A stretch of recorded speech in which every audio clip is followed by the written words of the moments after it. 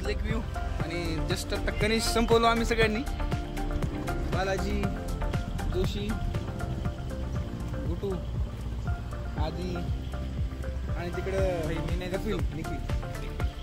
आणि जस्ट थोड्या वेळात आम्हाला लगेच जायचं आहे आणि ट्रायपॉड नसल्याच्या कारणामुळं ब्लॉग थोडे शॉर्ट होत आहेत.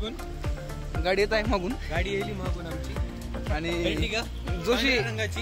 जोशी तुम्ही बोट रिकामा ठेवताय, त्याचं कारण काय? मला संध्याकाळी चांगलं जेवायची सवय असल्यामुळं मी संध्याकाळी नाही रात्री, त्याच्यामुळं मी माझं पोट रिकामा ठेवत आहे. आणि जेवण झाल्यानंतर आपण जाऊ द्या. आणि मित्रांनो, आजचा विषयच खूप एकदम जबरदस्त होता आणि तुम्हाला मी नंतर कधी सांगतो पुढच्या ब्लॉग मध्ये. आता वापस जात आहोत आपल्या विलाकडे आणि संध्याकाळची अपडेट मी तुम्हाला नेक्स्ट ब्लॉग मध्ये देतो. जस्ट आता नाश्ता झाला बघा. बिगे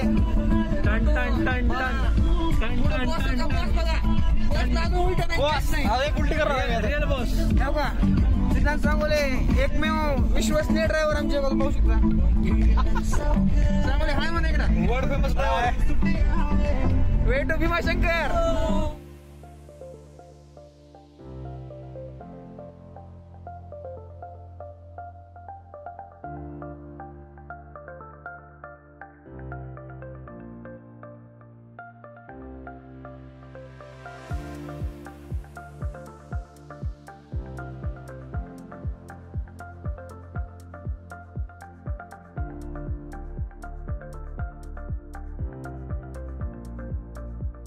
मित्रांनो, भीमाशंकरचा ट्रेक जवळजवळ 80% संपून आम्ही सध्या थकलेल्या अवस्थेमध्ये सगळेजण बसलेलो आहे.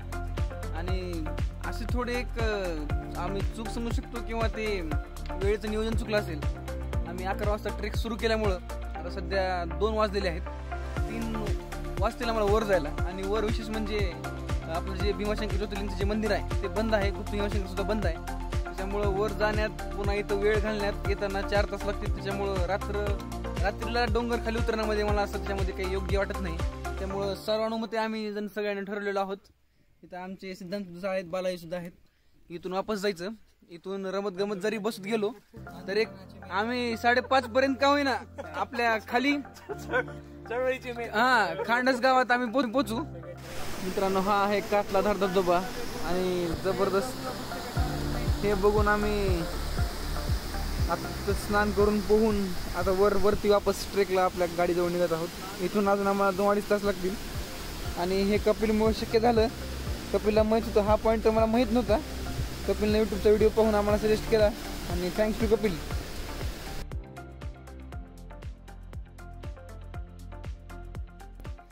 अशी आमची खंडाळ्याची ट्रिप मित्रांनो. आम्ही सर्वांनी खूप एन्जॉय केली आणि या सहलीबद्दल, या ट्रिपबद्दल सांगेल तितकं कमी आहे. आणि यामध्ये special thanks to my friend Kaivalya. त्यांनी खूप प्रकारे मित्रांनो त्यांनी मेहनत घेतली या ट्रिपच्या पाठीमागं आणि त्याचंच नियोजन होतं.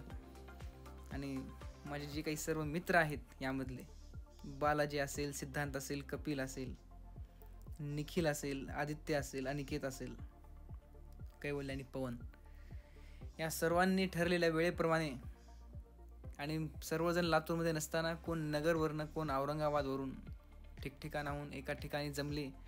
आणि एवढं तरी आमची एकमेकासोबत जुळवण आहे की सांगितलेल्या ठिकाणी आम्ही एकत्र पोचतो. आणि करोनाच्या स्थितीमध्ये सर्व कंटाळवाणं वातावरण असताना आम्ही एकत्र प्लॅन केला. होईल की नाही अशा अवस्थेमध्ये आम्ही ही ट्रिप यशस्वी करून दाखवली. आणि भीमाशंकर, कातळधार आणि लोणावळा आणि खंडाळा ते 3 ते 4 दिवसामध्ये या ठिकाणी आम्ही पूर्ण एक्सप्लोर केलं. खूप मजा केली मित्रांनो. आणि आमचे काही उर्वरित मित्रसुद्धा आले नव्हते. त्यांना वेगवेगळ्या कारणामुळे ते येऊ शकले नाहीत.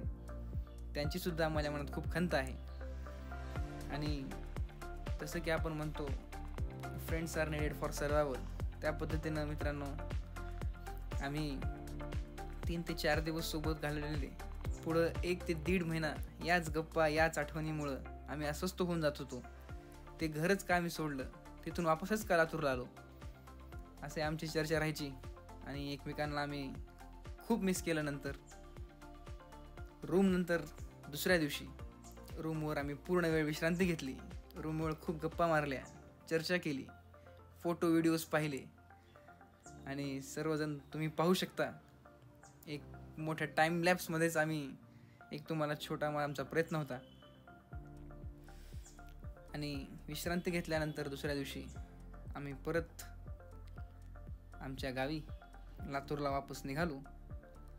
आणि परत एकदा मित्रांनो जेव्हा केव्हा आमचं वेळ येईल 6 महिने 7 महिन्यानंतर पुढची ट्रिप प्लॅन होईल, तेव्हा असेच प्रकारचे छान व्हिडिओ फोटो मी तुमच्यासोबत शेअर करतो. आणि हा आमचा मित्रपरिवार, ही आमची मैत्री अशीच टिकून राहावी असं मला वाटतं. हे माझे मित्रांनो पहिलीपासूनचे मित्र आहेत. यामध्ये वाढ होत गेली 10वी 12वी आणि ग्रॅज्युएशन. हे सर्व मित्र आम्ही लहानपणापासून सोबत असल्यानं आम्हाला केमिस्ट्री सर्वांची माहीत झालेली आहे. आणि हसी मजाक राग द्वेष थोडी अनबन मित्रामध्ये होत असते, परंतु आम्हाला या ट्रिपमध्ये खूप मजा आली. आणि सर्वांनाच मी थँक्यू धन्यवाद आणि शुभेच्छा देतो. परत एकदा आपण अशाच एक सुंदरशा ट्रिपला जाऊन नवीन भाग एक्सप्लोर करू. धन्यवाद.